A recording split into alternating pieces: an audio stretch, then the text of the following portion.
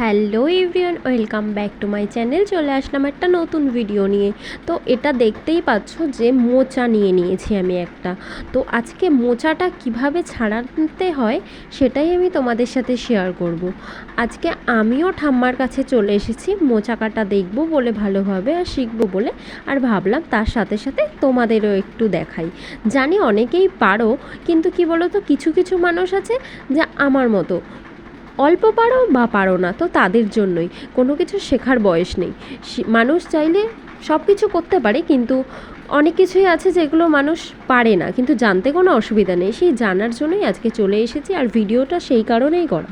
তো দেখতেই পাচ্ছ, প্রথমে মোচা যে একটা খোসা ওটা ছাড়িয়ে নিয়ে এগুলো বার করে নেওয়া হয়েছে। এবার এগুলো থেকে একটা একটা করে মাঝখানে একটা ডান্টি মতো আছে, যেটা খুব শক্ত, আর একটা খোলস মতো আছে। ওই দুটো করে জিনিস শুধু বার করে নিতে হবে এইগুলো থেকে, আর কিছু না। ওগুলো একটা একটা করে এইভাবে বসে বসে ঠাম্মা ছাড়িয়ে নিচ্ছিল, তার সাথে আমিও একটু হেল্প করছিলাম।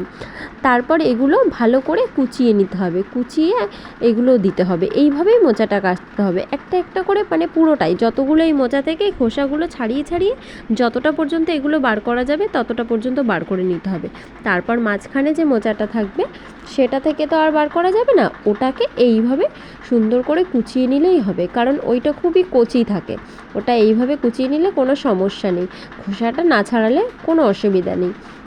আর মোচা খেতে তো আমার খুবই ভালো লাগে। আর আমার বলে কথা না, আমি জানি অনেকেই মোচা খেতে খুবই পছন্দ করো, তাই ভাবলাম যে মোচা কাটাটা শিখে নেওয়া যাক ভালো করে।